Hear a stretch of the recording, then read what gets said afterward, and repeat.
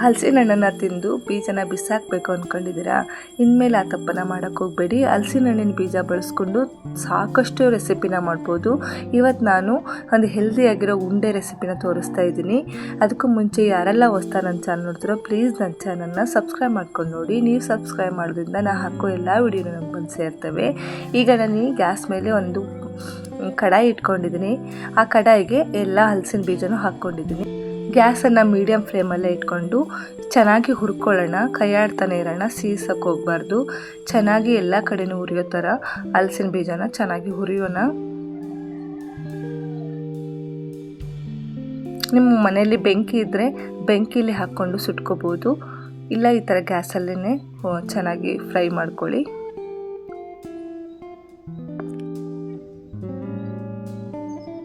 ನಾವು ಹಲಸಿನ ಬೀಜ ಆರೋಗ್ಯಕ್ಕೆ ತುಂಬ ಒಳ್ಳೆಯದು. ಯಾವ ಕಾರಣಕ್ಕೂ ಬಿಸಾಡಕ್ಕೆ ಹೋಗಬೇಡಿ. ನಾವೆಲ್ಲ ಸುಟ್ಕೊಂಡು ತಿಂತಿದ್ವಿ, ಆದರೆ ಸುಡೋದ್ರ ಬದಲು ಈ ಥರ ಉಂಡೆ ಮಾಡ್ಕೊಂಡು ತಿನ್ನಿ, ಇನ್ನೂ ಚೆನ್ನಾಗಿರುತ್ತೆ. ನೋಡಿ, ಚೆನ್ನಾಗಿ ಫ್ರೈ ಮಾಡ್ಕೋಬೇಕು.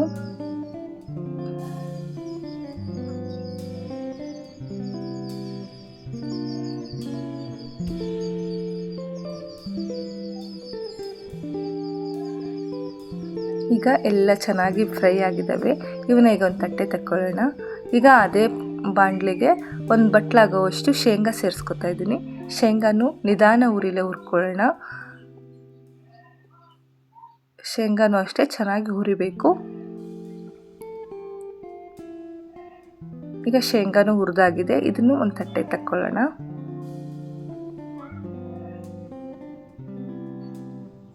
ಇವೆಲ್ಲ ಸ್ವಲ್ಪ ತಣ್ಣಗಾಗಲಿ. ಈಗ ಹಲಸಿನ ಬೀಜ ಹುರಿದಿಟ್ಕೊಂಡಿದ್ವಲ್ಲ, ಅದನ್ನು ಈ ಥರ ಸಿಪ್ಪೆ ತೆಕ್ಕೊಳ್ಳೋಣ. ಈ ಥರ ಕೈಯಲ್ಲೇ ಆರಾಮಾಗಿ ಬಿಡಿಸ್ಕೋಬೋದು. ಈ ಥರ ಎಲ್ಲ ಸಿಪ್ಪೆನ ತೆಗೆದಿಟ್ಕೊಳ್ಳೋಣ.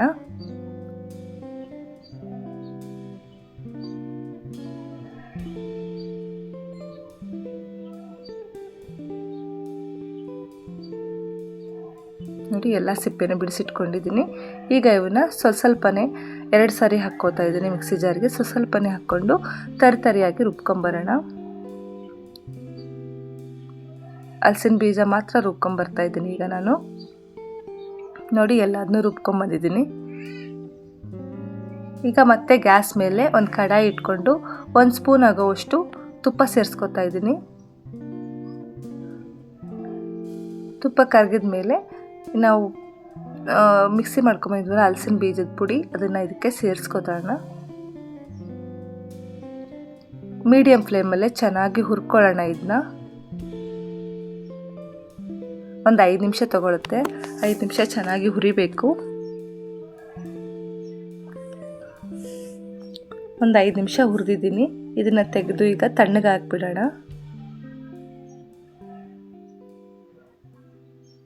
ಪೂರ್ತಿ ತಣ್ಣಗಾಗಬೇಕು. ಈಗ ಪೂರ್ತಿ ತಣ್ಣಗಾಗಿದೆ. ಒಂದು ಮಿಕ್ಸಿ ಜಾರ್ ತೊಗೊಂಡಿದ್ದೀನಿ. ಮಿಕ್ಸಿ ಜಾರ್ಗೆ ಸ್ವಲ್ಪನೇ ಈ ಹಲಸಿನ ಹುರಿದಿಟ್ಕೊಂಡಿದ್ವಲ್ಲ ಆ ಪುಡಿ ಸೇರಿಸ್ಕೊಂಡಿದ್ದೀನಿ. ಅದಕ್ಕೆ ಈಗ ಸ್ವಲ್ಪ ಶೇಂಗಾ ಹಾಕ್ಕೋತಾ ಇದ್ದೀನಿ. ಹುರಿದಿಟ್ಕೊಂಡಿರೋ ಶೇಂಗಾ. ಒಂದು ಬಟ್ಲಲ್ಲಿ ಅರ್ಧ ಬಟ್ಲಾಗೋವಷ್ಟು ಬೆಲ್ಲನ ಈಗ ಸ್ವಲ್ಪ ಹಾಕ್ಕೋತಿದ್ದೀನಿ, ಆಮೇಲೆ ಸ್ವಲ್ಪ ಹಾಕ್ಕೋತೀನಿ. ಇದನ್ನು ನೈಸಾಗಿ ರುಬ್ಕೊಂಬರೋಣ. ನೋಡಿ, ಇಷ್ಟೇ ನೈಸಾಗಿರಬೇಕು. ಈಗ ಮತ್ತೆ ಉಳಿದಿರೋ ಶೇಂಗಾ ಮತ್ತು ಹಲಸಿನ ಬೀಜದ ಪುಡಿನೂ ಸೇರಿಸ್ಕೊಂಡು ಬೆಲ್ಲನೂ ಹಾಕ್ಕೊಂಡು ನಿಮಗೆ ರುಚಿಗೆ ಎಷ್ಟು ಬೇಕೋ ಅಷ್ಟು ಬೆಲ್ಲ ಸೇರಿಸ್ಕೊಳ್ಳಿ. ಸ್ವೀಟ್ ಜಾಸ್ತಿ ಬೇಕಂದರೆ ಬೆಲ್ಲ ಸ್ವಲ್ಪ ಜಾಸ್ತಿನೇ ಹಾಕ್ಕೊಳ್ಳಿ. ಸ್ವಲ್ಪ ಈ ಉಂಡೆಗೆ ಸ್ವಲ್ಪ ಬೆಲ್ಲ ಜಾಸ್ತಿ ಇದ್ದರೆ ಟೇಸ್ಟ್ ಇನ್ನೂ ಚೆನ್ನಾಗಿರುತ್ತೆ. ನೋಡಿ, ಈಗ ಎಲ್ಲದನ್ನು ಮಿಕ್ಸ್ ಮಾಡ್ಕೊಂಬಂದಿನಿ. ಚೆನ್ನಾಗಿ ಕಲಿಸ್ಕೊಳ್ಳೋಣ. ಈಗ ಒಂದು ಗ್ಯಾಸ್ ಮೇಲೆ ಒಂದು ಒಗ್ಗರಣೆ ಚೌಟ್ ಇಟ್ಕೊಂಡ್ರೆ ಅದಕ್ಕೆ ಒಂದು ದೊಡ್ಡ ಸ್ಪೂನ್ ಆಗೋವಷ್ಟು ತುಪ್ಪ ಸೇರಿಸ್ಕೊಂಡು, ಈ ತುಪ್ಪ ಕರಗಿದ ಮೇಲೆ ನಾವು ನಮಗೆ ಬೇಕಾಗಿರೋ ಎಲ್ಲ ಡ್ರೈ ಫ್ರೂಟ್ಸ್ನೂ ಹಾಕ್ಕೋಬೋದು. ನಾನಿಲ್ಲಿ ಗೋಡಂಬಿ ಮತ್ತು ಬಾದಾಮಿನ ಕಟ್ ಮಾಡಿ ಹಾಕ್ಕೊಂಡಿದ್ದೀನಿ.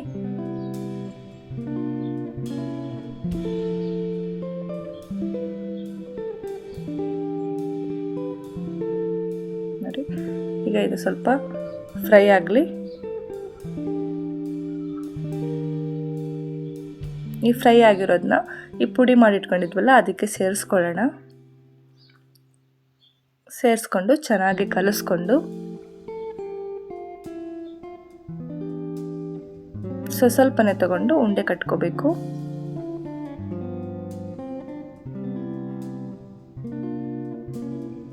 ನಮ್ಗೆ ಉಂಡೆಗೆ ಎಷ್ಟು ಬೇಕೋ ಅಷ್ಟೇ ಹಿಟ್ಟನ್ನು ತಗೊಂಡು ಕೈಯಲ್ಲೇ ಚೆನ್ನಾಗಿ ಅದಮ್ಮಿ ಕಟ್ಟಿಬಿಟ್ರೆ ನಮ್ಗೆ ಆರಾಮಾಗಿ ಉಂಡೆ ಶೇಪ್ ಬಂದುಬಿಡುತ್ತೆ. ನೋಡಿ ಇಲ್ಲಿ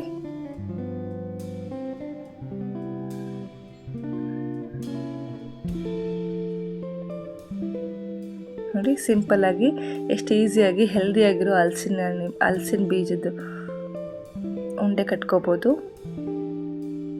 ಈ ಉಂಡೆನ ನಾವು ಆರಾಮಾಗಿ 8 ರಿಂದ 10 ದಿನ ಇಟ್ಕೊಂಡು ತಿನ್ಬೋದು.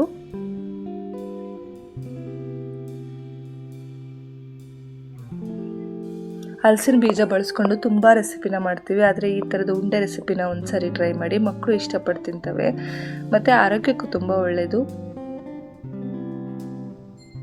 ಹೆಲ್ದಿ ರೆಸಿಪಿನ ಮಾಡೋಕ್ಕೆ ನಾವು ಯಾಕೆ ಹಿಂಜರಿಬೇಕು ಹೇಳಿ.